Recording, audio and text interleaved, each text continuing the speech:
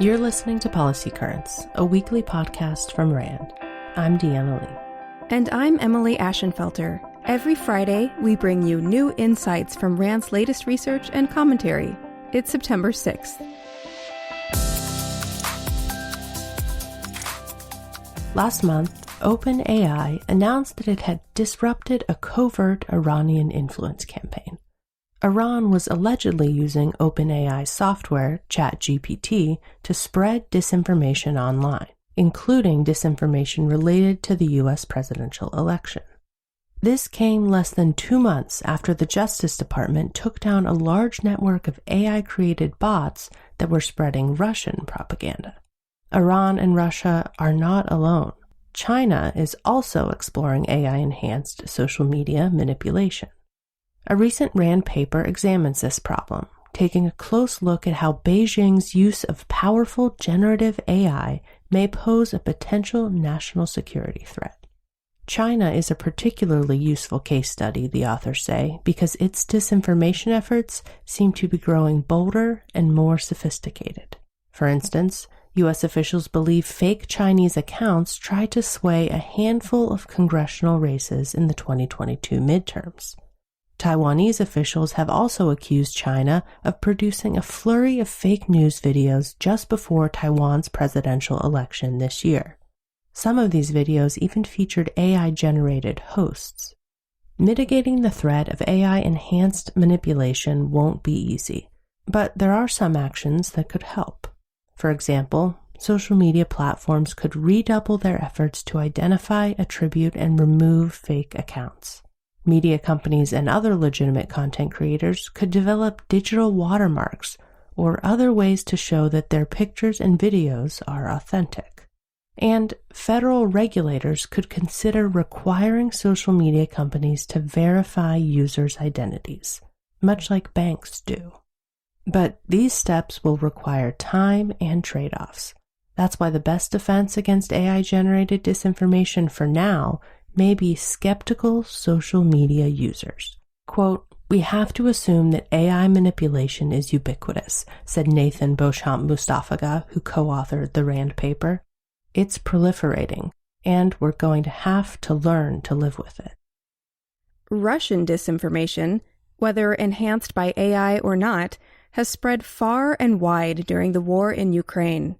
The Kremlin's falsehoods have been aimed at Ukrainians, those living in Russia, and audiences around the world. These disinformation efforts and Ukraine's response to them offer unique insights into how other nations can counter disinformation and propaganda during conflict. A new RAND report highlights some key takeaways. Ukraine's efforts to pre-bunk Russian information campaigns before the war helped lay the groundwork for further Ukrainian success countering disinformation. During the war, Ukraine's efforts to push back on Russia's falsehoods have largely been successful within Ukraine. However, Ukraine has fared the worst in countering the Kremlin's targeted disinformation inside Russia. Ukraine's success in the international arena can best be measured in international support for the war, which has decreased over time, perhaps particularly in the United States. The authors also identify specific actions that the U.S. could take to counter disinformation in a potential future conflict. For instance, it's essential to rebuild and maintain public trust in the government and other key institutions, because disinformation tends to take root in societies that lack such trust. Further, the military should take steps to strengthen the resilience of U.S. troops to disinformation. This might include a mandatory media literacy campaign to help military personnel recognize malign influence attempts and foster safer online behavior. And finally, the U.S. government could consider outsourcing counter-disinformation efforts to agile partners that can create content that effectively engages users. Every year, RAND surveys educators throughout the United States to better understand the pressures facing teachers, how educational instruction is changing, and much more. As the new school year kicks off, it's a good time to see what the last 12 months of data reveal about the state of America's public schools. Here are some of the big takeaways from our survey findings. First, most teachers don't consider their base pay to be adequate. In fact, according to our survey results, only 34% of K-12 teachers considered their base pay to be somewhat or completely sufficient. That's compared with 61% of working adults.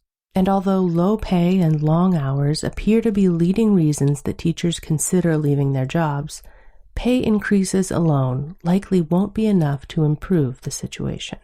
Second, we found that teachers were much more likely to have been trained on how to use AI if they worked in historically advantaged school districts.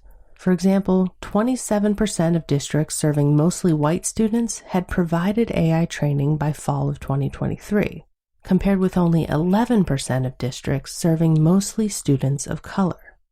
Third, RAND survey data reveal that many teachers, even those teaching grades 6 through 12, are spending time on foundational reading skills, including practicing basic features of print concepts, phonics skills to recognize or decode words, and fluency in reading text. This suggests that teachers may need more knowledge, training, and evidence-based support to improve students' reading. Fourth and finally, 2/3 of teachers we surveyed said that they chose on their own, without direction from school or district leaders, to limit classroom discussions about political and social topics such as race and gender.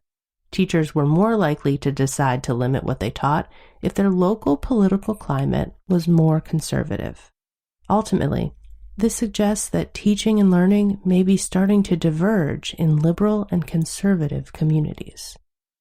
Access to safe drinking water is still a problem in many communities. Several U.S. cities are struggling to meet current water quality standards because of a range of challenges. For instance, the EPA just added 6 new contaminants to the existing 90 that it regulates under the Safe Drinking Water Act. And as the number and diversity of contaminants increase, the complexity of treatment also increases, even as many drinking water plants already can't keep up with long-standing regulations. In other words, the need to create new standards is stressing an already failing system. And to make matters worse, lack of funding, resources, and management failures plague many of America's drinking water treatment plants.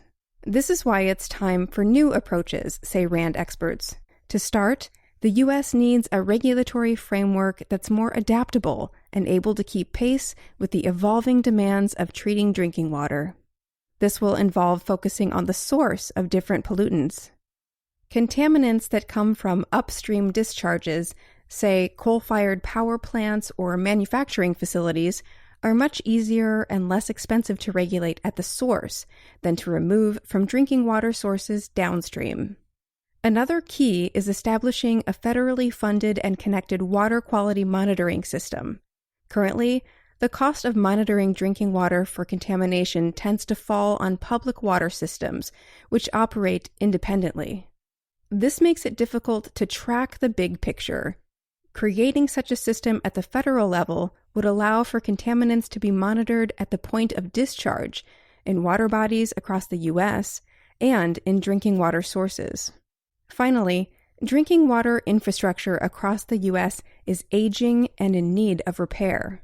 And as these systems are upgraded, it's worth considering the implementation of new technologies that provide new and more efficient ways to provide safe and clean drinking water to residents.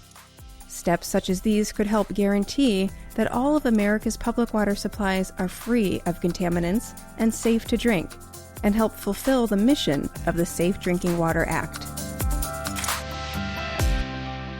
That's it for this week's episode. If you'd like to learn more about what we discussed today, check the show notes at rand.org/podcast.